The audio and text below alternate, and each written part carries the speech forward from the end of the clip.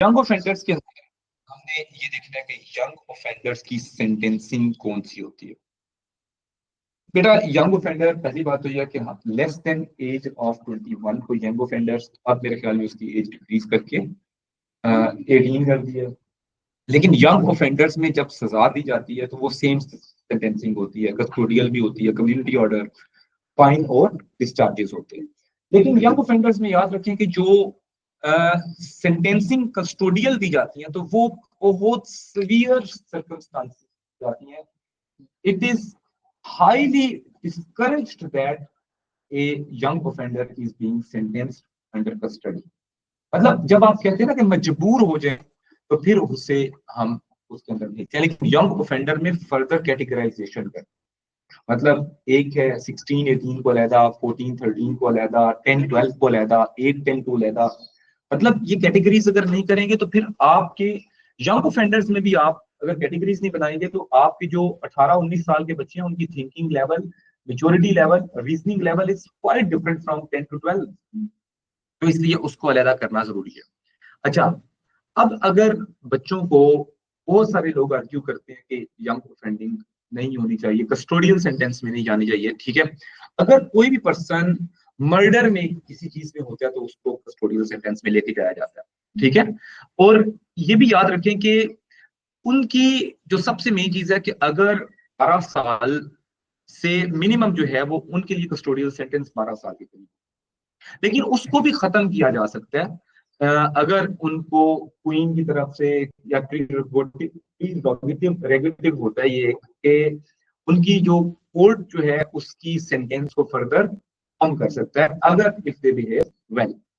अच्छा, अब serious crimes के अंदर हमारे पास मेनली क्राइम्स जो हैं वो मैन स्लाटर के हो सकते हैं या मर्डर के केस हो सकते हैं, ये वाले सीरियस क्राइम होते हैं।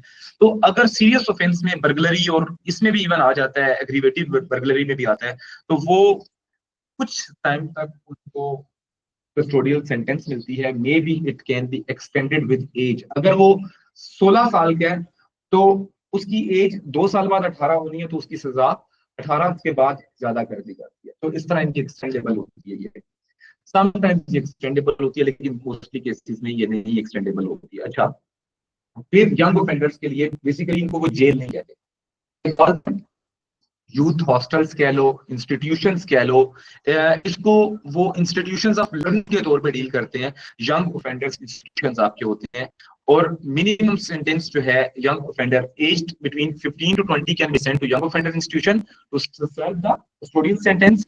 The minimum sentence is 21 days and maximum is particular offense.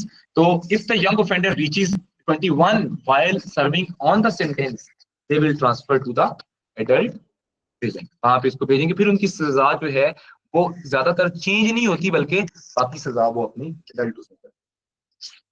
Detention and training orders, ये कोर्ट ऑर्डर जब करता है तो मिनिमम जो है sentence must be for specified period with minimum of 4 months and maximum of 24 months. First half of the period is spent custody, second half in the community। अब detention and training order का उनको एक जज order देता है कि इसको detain भी करो और इसे ट्रेन भी करो।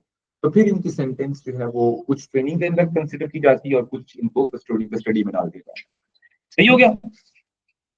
अच्छा, लेकिन it is highly debatable issue that young offenders जो है उनको कस्टोडियल सेंटेंस में डालना है या नहीं डालना।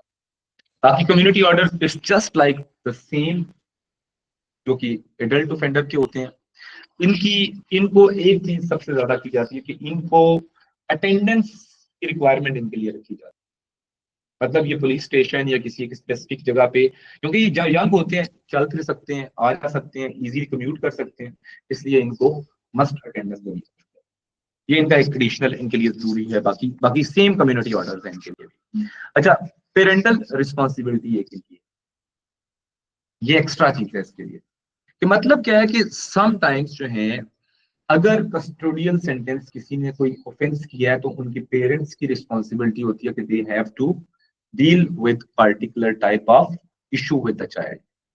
पेरेंट को जो है वो बताया जाता है कि parents can also bound over to ensure young offender complies with the community sentence. माँ बाप खुद कराएंगे Young offender under the age of 16 is fined or ordered to pay compensation. The court must require an offender's parents to pay.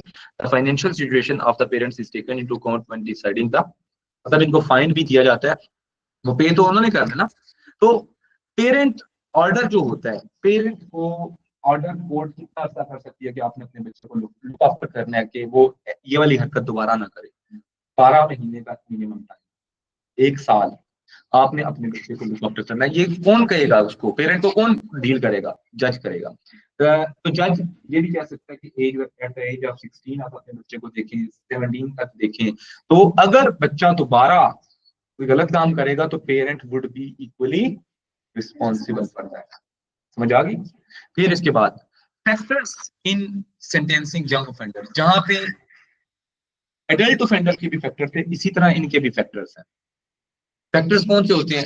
कुछ mitigating factor होते हैं, कुछ aggravating होते हैं। इसके अलावा आपकी रिपोर्ट्स होती हैं, उसके अलावा प्री कौन से हैं, प्री सेंटेंसिंग जो रिपोर्ट्स होती हैं वो प्री सेंटेंसिंग रिपोर्ट्स देखी जाती हैं। फिर इसके अलावा उनका बिहेवियर देखा जाता है, ये सारी चीजें देखी जाती हैं।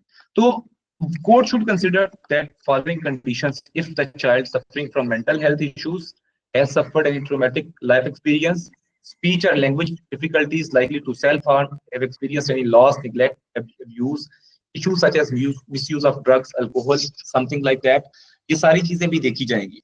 फिर उसके बाद क्राइम की तरफ देखा जाएगा, सीरियसनेस ऑफ क्राइम। इसके अंदर सीरियसनेस ऑफ क्राइम में प्रीवियस रिकॉर्ड आ जाएगा।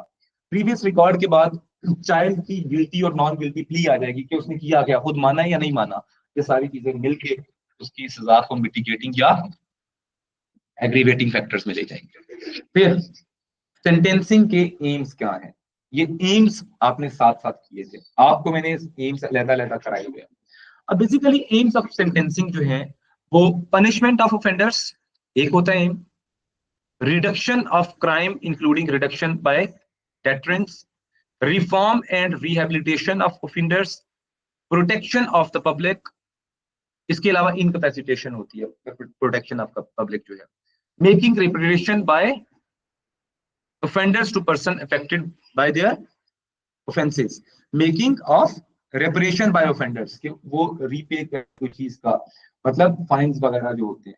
तो ये सेंटेंसेस अगर आप देखें तो ये एम्स जो है ये सारे फुलफिल करने के लिए क्या किया जाता है, एम्स को फुलफिल करने के लिए 4 तरह की सजाएं दी जाती है, कस्टोडियल, कम्युनिटी, फाइन, डिस्चार्ज। ये सारों के लिए होता है। और बच्चों में एक चीज एक्स्ट्रा आती है, पेरेंटल रिस्पॉन्सिबिलिटी।